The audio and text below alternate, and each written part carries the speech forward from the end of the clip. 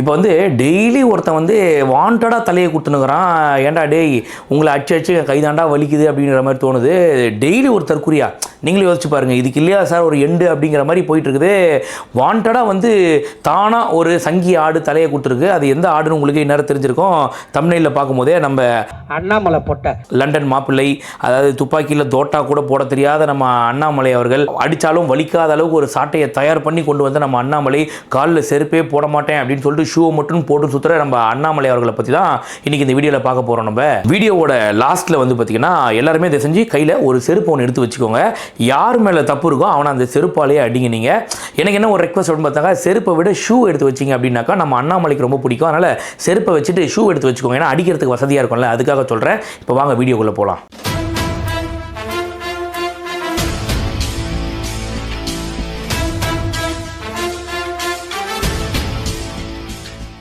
இப்போ வந்து பார்த்தீங்கன்னா நம்ம சங்கி ஆடு இருக்காப்புல லண்டன் மாப்பிள்ளை அண்ணாமலை, அவர் வந்து பார்த்தீங்கன்னா நேற்று ஒரு போராட்டம் ஒன்று நடத்தியிருக்காப்புல. எதுக்கு அந்த போராட்டம், என்னத்துக்கு அந்த வெட்டி போராட்டம் அப்படின்னு பார்த்தீங்கன்னாக்கா சொல்கிறதுக்கு ஒன்றும் கிடையாது, யூஸ்லெஸ் போராட்டம் தான் அது. இருந்தாலும் சொல்கிறேன் பாருங்க, நான் இந்த டாஸ்மாக் ஊழலை எதிர்த்து ஒரு போராட்டம். ஏங்க டாஸ்மாகில் ஊழல் பண்ணாங்க, திருட்டு பசங்க, நமக்கு தெரியும். நமக்கு இதில் என்ன ஒரு போராட்டம், இதில் என்ன ஒரு விளம்பரம் தேவை இருக்குது அப்படின்னு பார்த்தீங்கன்னாக்கா, போய் இந்த மாதிரி மது கடையெல்லாம் மூடணும், இவங்க எல்லாம் இந்த மாதிரி பண்ணுறாங்க அப்படின்னு சொல்லிட்டு இவங்க போராடுறாங்களாம். இவங்களை காவல்துறை வந்து கைது பண்ணி உள்ளே வச்சிருக்கான். இதை வந்து 6 மணிக்கெல்லாம் வெளியில் விடணும் சட்டப்படி, நீங்கள் 7 மணி வரைக்கும் வச்சிருக்கிறீங்க அப்படின்னு சொல்லிட்டு அப்படியே ஆவேசமாக வந்து ஆக்ரோஷமாக வந்து நம்ம சங்கி ஆடு அண்ணாமலை என்ன பண்ணுறாரு அப்படின்னு பார்த்தீங்கன்னாக்கா ப்ரெஸ் மீட் ஒன்று கொடுக்குறாப்புல. அப்போ இந்த மீடியா பீப்புளெலாம் சந்திச்சு சொல்கிறாரு, அது என்னன்னு சொல்லிட்டு போட்டோம், அது பிரச்சனை கிடையாது. அப்படியே போகிற போக்கில் தமிழக வெற்றி கழகத்தை பற்றி வேற பேசிட்டு போயிட்டாப்புல. தமிழக வெற்றி கழகத்தை பேச சும்மா விடுவோமா நம்ம? அதனால தான் இன்றைக்கி இந்த வீடியோ போட்டுட்ருக்குறோம் நம்ம. செம்ம சீனிக்குது இன்னைக்கு. இப்போ ஒரு விஷயம் நல்லா கிளியராக யோசிச்சு பாருங்க. நீங்கள் இப்போ இவர் போராட்டம் நடத்துகிறாரு, எல்லாம் சரி ஓகே பரவாயில்ல. எதுக்காக இந்த போராட்டம், யாருக்கான போராட்டம், இது மக்களுக்கான போராட்டமா? எனக்கு ஒன்றுமே புரியல. இப்போ நீங்கள் அதிகாரத்தில் இருக்கிறீங்க, நீங்கள் நினச்சா செந்தில் பாலாஜிக்கு அரசு வாரண்ட் வாங்கலாம், ப்ரெஷர் கொடுக்கலாம், இடிக்கு வந்து இன்னும் நீங்கள் ப்ரெஷர் போடலாம், எது வேணாலும் பண்ணலாம். இதெல்லாம் விட்டுட்டு சட்டப்படி அணுகாமல் நாங்கள் போராடுறோம்னு போனால் இதெல்லாம் ஒரு கோமாளித்தனமாக இல்லையா? யோசிச்சு பாருங்க நீங்கள். ரெண்டாவது, இவ்வளோ வெட்டி பந்தா, இவ்வளோ வெட்டி சீனு போடுறாப்புல நம்ம சங்கி ஆடு அண்ணாமலை, இதெல்லாம் எதுக்காக? தமிழ்நாட்டில் ஒரு சீட்டு கூட வாங்க முடியாது, ஒரு ஆணியை கூட பிடுங்க முடியாதுன்னு தெரியும். தெரிஞ்சிருந்தும் வந்து பார்த்தீங்கன்னாக்கா பிஜேபியோட மகளிர் அணியில் இருக்கவங்க எல்லாரும் போயிட்டு டாஸ்மாக் ஒரு டாஸ்மாக்லையும் முக ஸ்டாலினோட ஆணி அடிக்க போகிறாங்களாம். ஒரு படத்தை வந்து வச்சு ஆணி அடிக்க போகிறாங்களாமா. எதுக்காக வந்து மகளிர் அணியிலேருந்து அனுப்புகிறாங்க யோசிச்சு பாருங்க நீங்கள். ஏன்னா ஆண்கள் போனாக்கா அது ஒரு பெரிய இஷ்யூ ஆகாது. இதே பெண்கள் போனாக்கா எதுவுமே நடக்கலைன்னா கூட கையை பிடிச்சி இழுதான், இடுப்பு பிடிச்சி கிளலான்னு சொல்லிட்டு ஏதாவது ஒன்று கிளப்பி விடலாம்ல, அதை வச்சு ஒரு விளம்பரம் தேரலாம்னு சொல்லிட்டு விளம்பர பைத்தியமாக சுற்றிட்டு இருக்காங்க இந்த பிஜேபி அரசு ஃபுல்லாகவே. இன்னைக்கு நீங்கள் ஒரு விஷயத்தை நல்லா யோசிக்கணும். அண்ணாமலை இவ்வளோ நல்லவரா? எங்களுக்கே ஒன்றுமே புரியல. அண்ணா யூனிவர்சிட்டி கேஸில் போயிட்டு சாட்டையால் அடிச்சுக்கிறாப்புல, அதுவும் பஞ்சு சாட்டை, வலிக்காத பஞ்சு சாட்டை, அது குறிப்பிட்டு சொல்லி ஆகணும். அதில் அடிச்சுக்கிறாப்புல. திடீர்னு பார்த்தீங்கன்னா சபதம் எடுக்கிறாப்புல, திமுக ஆட்சி விட்டு இறங்குறதுக்கு நான் செருப்பு போட மாட்டேன் அப்படின்னு சொல்லிட்டு மறுநாளை ஷூ போட்டு அது வேறு விஷயம். அதெல்லாம் இப்போ பேசக்கூடாது நம்ம. அதாவது அண்ணாமலைக்கு பைப்பு கொடுக்குறோம் நம்ம. அண்ணாமலை எவ்வளோ நல்லவர் நினைக்கிறீங்க நீங்கள்? யோசிச்சு பாருங்கள். ஒரு பெண்ணுக்கு ஒரு இழிவு அப்படின்னு சாட்டையால் அடிச்சுக்கிறாரு. உடனே வந்து பேடிஎம்ல 1500 ரூபா வாங்கினோன்னு ஒரு அம்மா வந்து அண்ணா எங்களுக்காக இவ்வளோ கஷ்டப்படுறேன், ஐயோ அதெல்லாம் வேறு சொல்கிறேன்.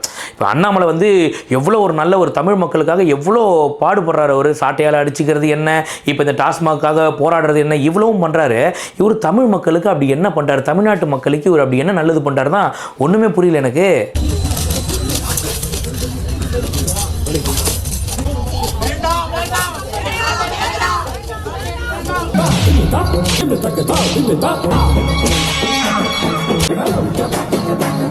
இப்படி தெருப்பொறிக்குது வேறதா இருப்பான்னு நான் கொஞ்சம் கூட நினைச்சு பார்க்கலையே.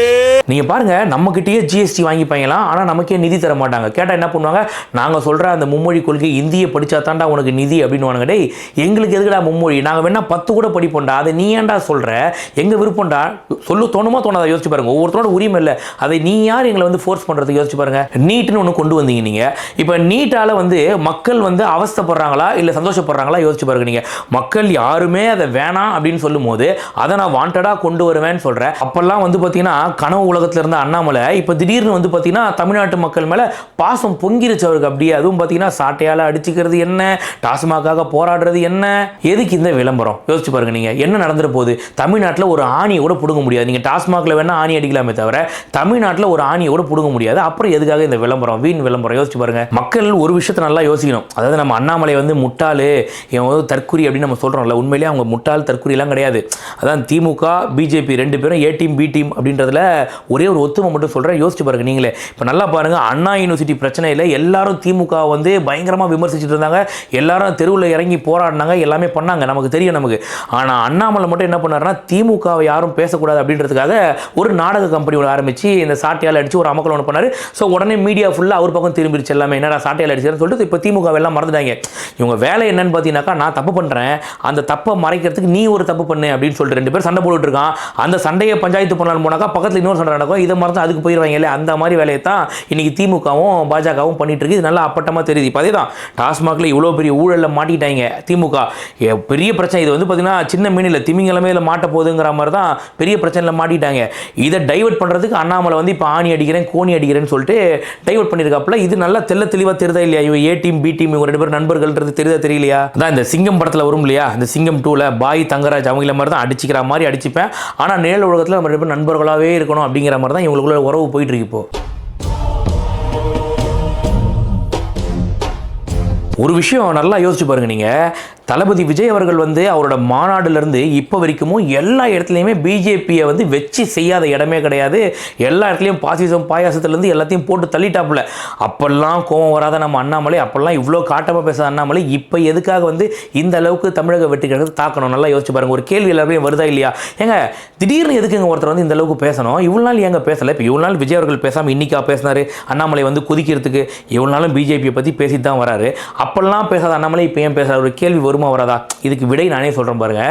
அதாவது பிஜேபியை பற்றி நீங்கள் என்னதான் கழுவி ஊற்றினாலும் அண்ணாமலைக்கு கோவமே வராது. ஆனால் அவங்கள டாப் சீக்ரெட்னு ஒன்று இருக்கும் இல்லையா, அந்த டாப் சீக்ரெட் எடுத்து வெளில போட்டிங்க அப்படின்னாக்கா கண்டிப்பாக யாராக இருந்தாலும் உணர்ச்சி வசப்பட்டுருவாங்களா பண்ண மாட்டாங்களா? அந்த மாதிரி தான் அண்ணாமலை. இப்போ நாமளும் திமுகவும் நேரடி எதிரி மாதிரி காமிச்சிக்கிறோம், ஆனால் நமக்குள்ள ஒரு உறவு இருக்குது அப்படிங்கிறது யாருக்கும் தெரியாமல் இவங்க மெயின்டைன் பண்ணிட்டு இருந்தாங்க. அதை தளபதி அவர்கள் போட்டு உடச்சிட்டார் அப்படின்னு தாங்க முடியல அண்ணாமலையால். ஐயோ கண்டுபிடிச்சானேன்னு சொல்லிட்டு இப்போ வந்து பார்த்தீங்கன்னா ப்ரெஸ் மீட்டில் வந்து இப்போ திமுகவும் தமிழக வெற்றி கழகமும் தான் ஒன்றா இருக்குது அப்படிங்கிறாங்க. எந்தாவது ஒரு விஷயத்துலையாவது நாங்கள் 2 பேரும் வந்து நண்பர்களாக இருக்கோம், 2 பேரும் ஒரே வழியில் பயணிக்கிறோம்னு சொல்ல முடியுமா இவங்களால்? யோசிச்சு பாருங்க. ஆனால் நாங்கள் சொல்லுவோம், பல விஷயங்களை சொல்லுவோம், பிஜேபியும் டிஎம்கேவும் வந்து ஒன்று அப்படின்றதுக்கு. பட் இவர்கிட்ட ஏதாவது ஆதாரம் இருக்கா? சும்மா வாய் வார்த்தைக்கு பேசுறது. ஏன்னா சொல்லிட்டாங்க இல்லை, நம்ம சீக்ரெட் எல்லாம் வெளில வந்துருச்சு இல்லை, அதனால வந்து பார்த்தீங்கன்னாக்கா இன்னைக்கு ரொம்ப காட்டமாக பேசியிருக்காப்புல நம்ம சங்கி ஆடு. இல்லை நான் வந்து சும்மாலாம் சொல்லலை, நீங்கள் நல்லா யோசிச்சு பாருங்க. இப்போ உங்கள் மேலே இல்லாத ஒரு வீண் பழியை போடுறாங்க. இப்போ வந்து பாஜகவும் திமுகவும் 2 பேரும் வந்து நண்பர்கள் அப்படின்னு சொல்லிட்டு நான் சொல்கிறேன்னாக்கா, நான் நண்பனாக இருந்தால் தானே அதை பற்றி கவலைப்பட, நீ என்ன சொல்லிட்டு போடா அப்படின்னு சொல்லிட்டு கடந்து போயிடுவாங்க யாராக இருந்தாலும். இப்போ நீங்கள் கூட தான் விஜய் பள்ளிக்கூடன்னு சொன்னீங்க, விஜய் அவர்கள் ஏதாவது ஒரு இடத்துல அதை பற்றி பேசினாரா? ஏன்னா அப்படி ஒன்று இல்லவே இல்லை, பேசுகிறனா பேசிட்டு போடான்னு சொல்லிட்டு தான் விட்டு போனாங்க. இல்லாத ஒரு விஷயத்தை பற்றி பேசினா ஏன் இவ்வளோ வருத்தப்படணும்? அப்போ இந்த விஷயத்தில் ஏதோ உனக்கு இருக்குன்னு உனக்கு இவ்வளோ கோவம் வருது, புரியலையா? இப்போ வந்து அண்ணாமலை இந்த அளவுக்கு குதிக்கிறதுக்கு ஒரு பெரிய காரணம் என்னன்னாக்கா, 6 மணிக்கு வெளியே விட வேண்டியவங்களை 7 மணி வரைக்கும் வச்சிருக்காங்க மண்டபத்தில். அங்கே பெண்கள் எவ்வளோ அவஸ்தைப்படுறாங்க, நாங்கள் இந்த மாதிரி கஷ்டப்படுறோம், எங்களை எப்படி காவல்துறை இந்த மாதிரி அணுகலாம் அப்படிங்கிறாங்க. 5:30 மணிக்கே வந்து எங்கள் தொண்டர்கள்லாம் கூடி சேர்ந்து ஏதாவது ஒன்று பண்ணிட போகிறாங்க அப்படின்னு காவல்துறை பயந்து வெளியில் அனுப்புறதுக்கு நீ என்ன தமிழக வெற்றி கழகமாக யோசிச்சு பாரு. உன்னைய என்ன பண்ணாலும் கேட்கறதுக்கு ஆள் கிடையாது. மேலே இருக்கவன் என்ன நடக்குது ஏது நடக்குது ஒன்றுமே தெரியாத அவன் என்ன பண்ணலான்றதான் பார்த்துக்கிட்டு இருப்பான். அப்படி இருக்கும்போது உன்னை 7 மணியில் 9 மணி வரைக்கும் வச்சு கும்பிட்றாலும் கேட்கறதுக்கு ஆள் இல்லைன்னு காவல்துறைக்கு தெரிஞ்சு போச்சு. அதை தான் இன்னைக்கு பண்ணிட்டு இருக்காங்க.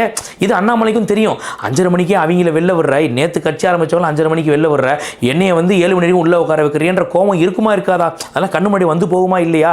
அதை தான் அண்ணாமலையால தாங்கிக்க முடியாமல் தமிழக வெற்றி கழகத்தை இந்த அளவுக்கு ஒரு காட்டாம பேசியிருக்காப்புல. ஒரு குற்றவாளியை மொரோக்கோ போய் பிடிச்சிட்டு வந்தோம், ஆப்பிரிக்காக்கு போனோம். அந்த குற்றவாளி தவறு செஞ்சது யுஏஇல உட்கார்ந்துகிட்டு, அந்த குற்றவாளியை கடைசியா சேஸ் பண்ணி பிடிச்சது மொரோக்கோல. அந்த குற்றவாளியை மொரோக்கோ ஏர்போர்ட்ல டேக் ஓவர் பண்றோம். என்னை பார்த்தோன்னே குற்றவாளி கேட்டாரு, நீதான் அண்ணாமலை, வந்து பாத்துக்கிறேன் அப்படின்னாரு.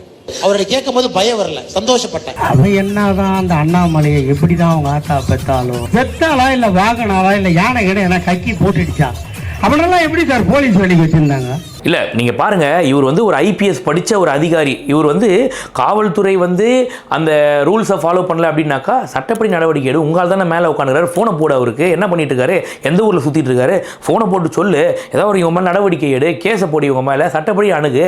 அதை விட்டுட்டு இனிமேல் காவல்துறை கிட்ட நாங்கள் பர்மிஷன் வாங்க போகிறதில்ல, இனிமேல் எல்லா இடத்துலையும் நாங்கள் என்ன பண்ண போகிறோம் பார், போலீஸை நாங்கள் தூங்கவே விட மாட்டோம் பார். இதெல்லாம் வெட்டி பந்தாவா இல்லையா, வீண் விளம்பரமா இல்லையா? யோசிச்சு பாருங்க. நம்ம அண்ணாமலை அவர்கள், நம்ம சங்கி ஆடு அவர்கள் சொல்கிறாரு, காவல்துறை பிஜேபிக்கு வந்து மரியாதை கொடுக்க தவறுனதால இனிமேல் பிஜேபியும் வந்து காவல்துறைக்கு மரியாதை கொடுக்காது அப்படிங்கிறாரு. காவல்துறை பாரதிய ஜனதா கட்சிக்கு மரியாதை கொடுக்காத வரை பாரதிய ஜனதா கட்சி காவல்துறைக்கு மரியாதை கொடுக்கும்.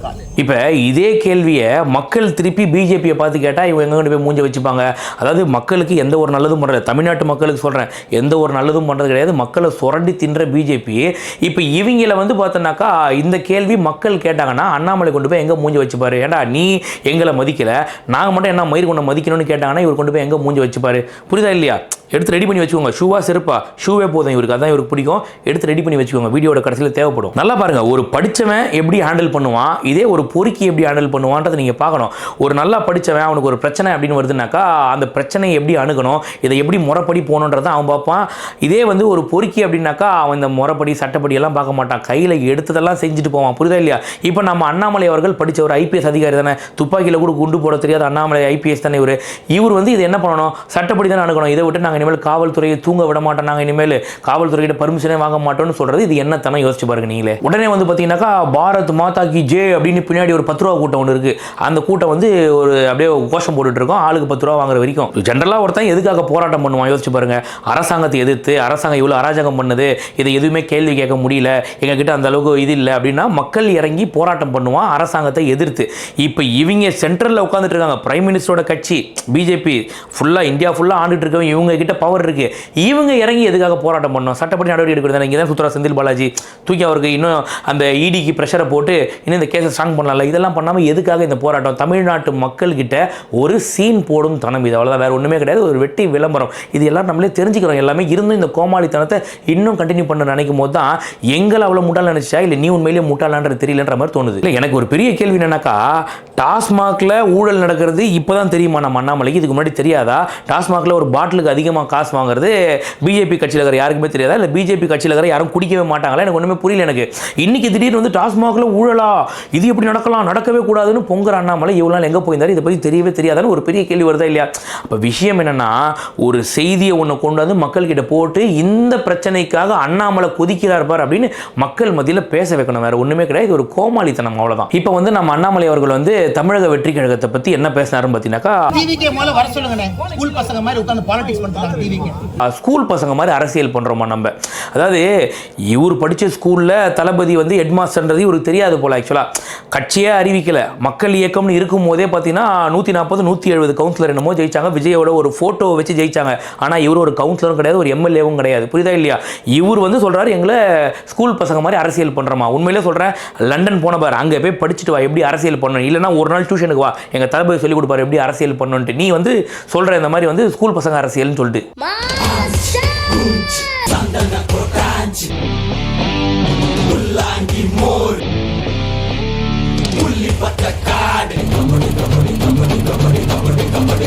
என்னதான் நீ வந்து பஞ்சு சாட்டை இல்லை எந்த சாட்டையில் அடிச்சுக்கிட்டாலும் சரி, காலில் செருப்பே போட மாட்டேன்னு ஷூ போட்டாலும் சரி, காவல்துறையை தூங்கவே விட மாட்டேன்னு சொன்னாலும் சரி, டாஸ்மாகாக இறங்கி போராடி ஜெயிலுக்கே போனாலும் சரி, தமிழ்நாட்டில் ஒரு சீட்டு கூட உன்னால் வாங்க முடியாது. எழுதி வச்சுக்கோ. ஒரு எம்எல்ஏவாக இருந்துட்டு, ஒரு எம்பியாக இருந்துட்டு, அட்லீஸ்ட் ஒரு கவுன்சிலராக இருந்துட்டு அதுக்கப்புறம் வந்து பேச தப்பு கிடையாது. ஆனால் இது எதுவுமே இல்லாமல் நீ வந்து ஸ்கூல் பசங்க அரசியல்னு சொல்கிறனா அது எவ்வளோ ஒரு வேடிக்கையாக இருக்கு, யோசிச்சு பாருங்க. வரும் பாராளுமன்ற தேர்தலில் நாங்கள் 25 இடங்களில் வெற்றி பெறுவோம். மயரை புடுங்கி நட்டு நிக்க வச்சேன், நீ முதல்ல ஒரு கவுன்சிலர் ஜெயிடா பொட்ட. தமிழ்நாட்டு மக்களுக்காக அயராது உழைக்கிற அண்ணாமலை செருப்பு கூட போட மாட்டேன்னு சபதம் எடுத்த நம்ம அண்ணாமலை வந்து இன்னொரு விஷயம் வேறு சொல்லியிருக்காரு. அது என்னன்னு பார்த்தீங்கன்னாக்கா, நடிகைகள் இடுப்பை கிள்ளிட்டு அப்படின்னு சொல்லிட்டு தளபதி அவர்களை பற்றி சொல்லியிருக்காரு. இந்த இடுப்பை கிள்றது இதை பற்றியெல்லாம் நம்ம பேசலாமா? நம்ம கட்சியில் இருக்கவங்கலாம் யாரு?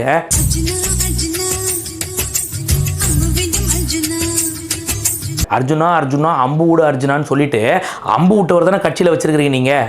அம்பு விட்டவர் மட்டும் இல்லை, அம்பு விட சொன்ன அந்த நமிதாவை தானே கட்சியில் வச்சிருக்கிறீங்க நீங்கள். உங்கள் கட்சியில் இந்த இடுப்பு கிள்றதுலாம் கிடையாது, டேரெக்டாக லிப்லாக் தான். இப்போ வந்து தளபதி அவர்களை நடிகை இடுப்பு கிள்றன்னு ஒரு விமர்சனம் வைக்கிற நீ, அர்ஜுனா அர்ஜுனா அம்பு விட அர்ஜுனான்னு ஒருத்தர் பாடும்போது ஏன் எதை பற்றியும் பேசல? அவருக்கு வந்து கட்சியில் ஒரு பொறுப்பு கொடுத்து வச்சிருக்கிறீங்க, சைடில் ஒரு சான்ஸ் கிடைச்சா நம்மளும் அம்பு விட்டு பார்க்கலான்றதுக்காகவா? இல்லை, நம்ம கட்சியிலேயே வந்து பார்த்தீங்கன்னாக்கா இங்கே அம்பு விட்டு நிற்கிறானுங்க, முத்தம் கொடுத்துருக்காங்க. அதுவும் முத்தம் சாதா முத்தம் இல்லை, மருத்துவ முத்தம் கொடுத்துனுங்கிறானுங்க.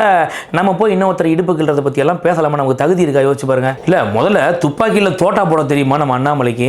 இவர் போய் வந்து இதெல்லாம் பேசலாமா? இவர் மேலே இன்னொரு அலிகேஷன் வேறு இருக்குது. அது என்னன்னு பார்த்தீங்கன்னாக்கா, அங்கே கர்நாடகாவில் ஏதோ பெண்ணை தொட்டுட்டாருன்னு சொல்லிட்டு ஒரு அலிகேஷன் வேறு இருக்குது. நீங்களே பாருங்களேன். அக்கால ஓழி கர்நாடகாவில் போலீஸ் வேலைக்கு போடான்னா பொம்பளை சீண்டிட்டு மாட்டிக்கின பொட்ட பையாம போலீஸ் வேலைக்கு போடான்னா அங்க பொம்பளை சீண்டிட்டான், சிக்கிட்டான். அங்க ஒரு பிஜேபி காரனை பிடிச்சி அந்த கேஸ்ல இருந்து தப்பிச்சு வந்து இங்க பிஜேபியில சேர்ந்தவன். இதுக்கப்புறம் இன்னொரு விஷயம் வேற சொன்னாரு. இந்த மக்கள் சேவகர் சங்கி ஆடு அண்ணாமலை வந்து பார்த்தீங்கன்னாக்கா தளபதி அவர்கள் 50 வயசில் எதுக்காக அரசியல் வராரு, 35 வயசில் வர வேண்டியது தானே அப்படின்னு கேட்குறாரு. எனக்கு ஒரே ஒரு கேள்வி, அந்த கேள்விக்கு மட்டும் பதில் சொல்லுங்க, நான் சொல்கிறேன் ஏன் அவர் வந்து 35 வயசில் வரல அப்படிங்கிறது.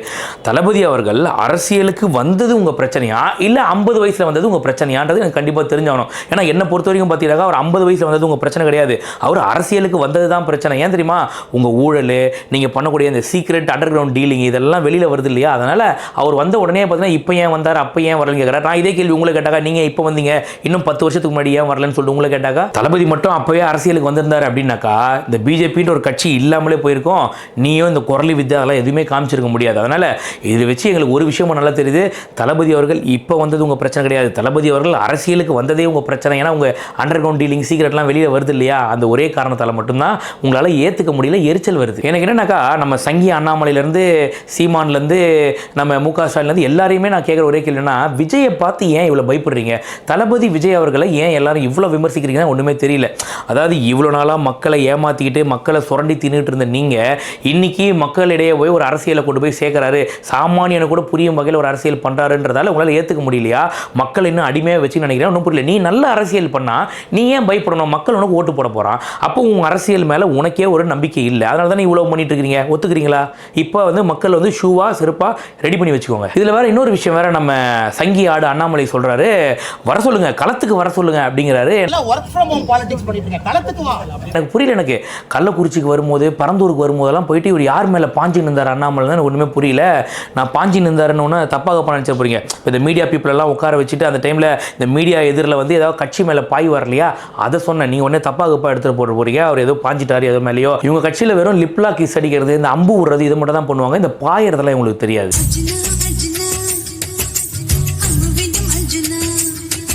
மக்கள் நாயகன் அண்ணாமலை சொல்றாரு, புசி ஆனந்த் குஷி ஆனந்தன்லாம் வர சொல்றாரு.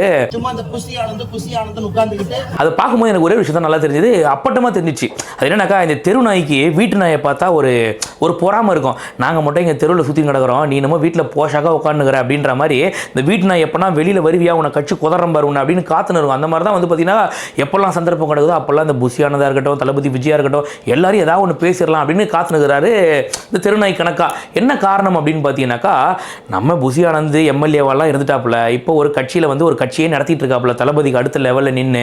இப்படி இருக்கும்போது அண்ணாமலை கோவம் வருமா வராதா? அவர் ஒரு கவுன்சிலர் கூட கிடையாது, அப்போ கவுன்சிலராக கூட இல்லாத ஒரு எக்ஸ் எம்எல்ஏவை பார்த்து கோவம் வருமா வராதா? யோசிச்சு பாருங்க. அதுதான், வேற ஒன்றுமே கிடையாது, காழ்ப்புணர்ச்சி அப்படின்னு சொல்லுவாங்க. இதைத்தான் இந்த தெருநாய்க்கும் வீட்டு நாய்க்கும் உள்ள அந்த வித்தியாசம், அதை தான் வந்து இப்போ நீ காமிச்சிட்டு இருக்காங்க. அதுக்காக நான் அண்ணாமலை வந்து திருநாயெல்லாம் சொல்ல நினச்சிக்காதீங்க, அவர் உண்மையிலேயே வந்து ஒரு நல்ல ஒரு மனிதர் தான், அவரை நான் தப்பால எதுவும் சொல்லலை. இதில் எல்லாத்தையும் கூட மன்னிச்சிருவேன். அண்ணாமலை கேட்டார் பாருங்க தளபதி விஜய, உனக்கு தெரியுமா மக்கள் படுற கஷ்டத்தை பத்தி அப்படிங்கிறாரு. உனக்கு என்ன தெரியும் மக்கள் கஷ்டத்தை பத்தி? ஏய், உண்மையிலேயே அவன் பைத்தியமா இல்லை பைத்தியமா நடிக்கிறாரா? எனக்கு ஒன்றுமே புரியலைங்க எனக்கு. அதாவது பார்த்தீங்கன்னா மக்கள் கஷ்டத்தை பற்றி பேசுறதுக்கு ஒரு தகுதி வேணும், அந்த தகுதி அண்ணாமலைக்கு இருக்கா அப்படின்னு அண்ணாமலையை கண்ணாடியில் பார்த்தா, அந்த ஒரு படத்தில் நம்ம ஆனந்தராஜ் இருப்பார் இல்லையா, காரி கண்ணாடியில் தூணு துப்பிப்பார் இல்லையா, அந்த மாதிரி வந்து அண்ணாமலையை துப்பிக்க வேண்டியது தான். என்ன பாக்குற துப்புறானேனா உன்ற மூஞ்சில வேற யாரும் துப்ப கூடாது பாரு, அதான் நான் துப்புறேன். தோத்துக்கிட்டே இருக்கீடா. இல்லை, ஒருத்தரோட சினிமா வாழ்க்கையை வந்து பர்சனல் லைஃபோட லிங்க் பண்ணுற அளவுக்கு ஒரு பைத்தியமா அண்ணாமலை? எனக்கு ஒன்றுமே புரியல. அதாவது பார்த்தீங்கன்னா சினிமாவில் வந்து சரக்கு அடிக்கிறாராம், சிகரெட் பிடிக்கிறாராம், மாஸ்டரில் ஒரு கதாபாத்திரம் என்ன அப்படின்னு கேட்குறாரு.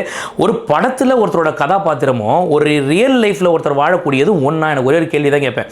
இப்போ ஒரு நிஜ வாழ்க்கையில் தளபதி அவர்கள் மேலே என்ன அலிகேஷன் இருக்குது? ஏதாவது பொண்ணு கையை பிடிச்சி இழுத்தாரா, இல்லை சரக்கு அடிச்சு ரோட்டில் சுற்றிக்கிட்டு இருந்தாரா, இல்லை சிகரெட்டாக பிடிச்சிக்கிட்டு இருந்தாரா பொது இடத்துல? எனக்கு பதில் சொல்லணும்ல. இந்த மாதிரி ஏதாவது ஒன்று இருந்தால் பரவாயில்ல. எதுவுமே இல்லாமல் ஒருத்தரோட சினிமா வாழ்க்கையை கொண்டு வந்து நீங்கள் வந்து நிஜ வாழ்க்கையோட கம்பேர் பண்ணிங்கன்னா அப்போ நீ எந்த அளவுக்கு ஒரு தற்கொலைன்றது யோசிச்சுப்பார். இப்போ இதை பேசுகிற நீ ஏன் வந்து சரத்குமார் அம்பு விடும் போது கேட்கலன்னு ஒரு கேள்வி திரும்பவும் கேட்போமா மாட்டோமா? அம்பு விடு அர்ஜுனா அப்படின்னு சொன்ன நமிதாவையும் கேட்கல, அம்பு விட்ட நம்ம சரத்குமாரையும் கேட்கல, இப்போ இவரை மட்டும் வந்து சினிமா வாழ்க்கையை எடுத்து பேசுகிறேன்னா அப்போ நீ தற்கொலையா இல்லையா? யோசிச்சு பாருங்க நீங்களே. ஆனால் சரத்குமாரோட மைண்ட் வைஸ் என்ன தெரியுமா இருக்கும்? ஏன்னா டேய் தெரியாதனமாக அந்த காலத்தில் ஒரு அம்பு விட்டு தொலைச்சிட்டேன், அதுக்காக இப்போவும் மடாயனை வச்சு செய்வீங்க. உண்மையிலேயே சொல்கிறேன், சரத்குமார் நம்ம எதுவும் பேசலை. சரத்குமார் வந்து பணத்தை வாங்கிட்டு ரம்மி ஆடினாரு எல்லாம் அதெல்லாம் கரெக்டு. அவங்க எல்லாரையும் தூக்கி கட்சியில் சேர்த்து வச்சுக்கிட்டு அதையெல்லாம் எதுவும் விமர்சிக்கல. அது சினிமா வாழ்க்கை, அது தனி. அம்ப விட்டாரு, அம்ப விட சொன்னாங்க, அதெல்லாம் தனி, விட்டு போங்க. இப்போ எப்படி இதை பண்ணலாம் அப்படின்னு சொல்லிட்டு தளபதி அவர்களை கேட்கும்போது கோவம் வருமா வராத யோசிச்சு பாருங்க நீங்க. இவர் போராட்டம் நடத்து வரான். லபடைக்கப்பால் உங்க அப்பா மோடி சொன்னாண்டா, நான் ஆட்சிக்கு வந்தா ஒவ்வொருத்தன் பேங்க்லயும் 5 லட்சம் போடுவேன்னா, நீங்க ஓத்தாளுக்கு ஒரிஜினலா பிறந்திருந்தா அந்த 5 லட்சத்தை வாங்கி கொடுத்துட்டு பேசுறா அண்ணாமலை போட்ட. வீடியோவோட இறுதியில் ஒரே ஒரு விஷயம் மட்டும் தான் சொல்லுவேன். நீ என்னதான் தலைக்கையே நின்னாலும் தமிழ்நாட்டில் ஒரு மயிரை கூட பிஜேபியால் பிடுங்க முடியாது அப்படின்னு நான் சொல்லிக்கிறேன். உன்னோட வாய் திமிரு இதெல்லாம் கொண்டு போய் நீ திமுக கிட்ட காட்டு, தமிழக வெற்றி கழகத்திட்ட காமிச்சனா இன்னும் அசிங்கப்பட்டு கேவலப்பட்டு போவேன் அப்படின்னு சொல்லிக்கிறேன் நான்.